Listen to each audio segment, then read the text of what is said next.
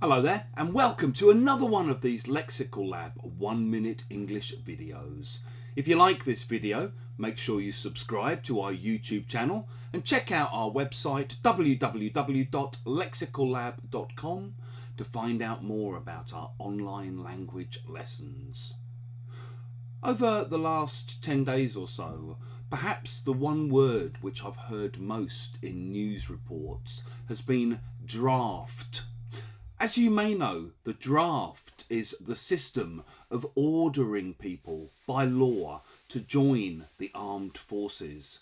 And there are several reasons why this word has been in the news so much.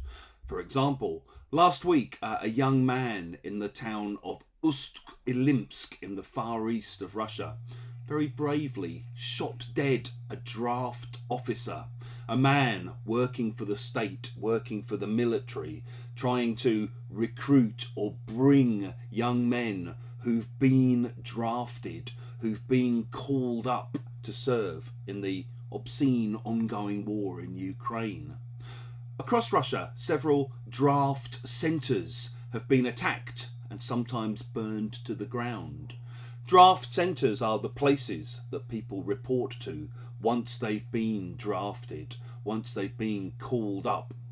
There have been protests against the draft across the country, particularly fierce protests in areas like Dagestan and Yakutia in the far east of Russia. And people in the occupied territories in Ukraine, in the Donbass region, in Crimea, especially ethnic minorities in these regions, like Crimean Tatars, have received their draft summonses, basically telling them to report to the local draft boards, the local draft centres. As a result of all of this, tens of thousands of young men have been fleeing Russia to escape the draft. And as some of you may know, one of the many things that Donald Trump was notorious for was being a draft dodger.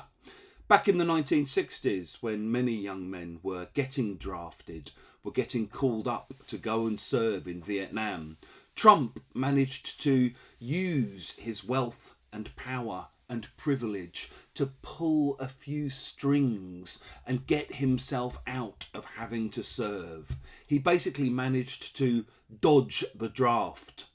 Obviously, people can dodge the draft in different ways. Maybe they pretend to be gay. Maybe they pretend to have mental illnesses. Maybe they break their own arms or legs in order to get out of serving in the military. Whichever way you do it, it's better than going to fight.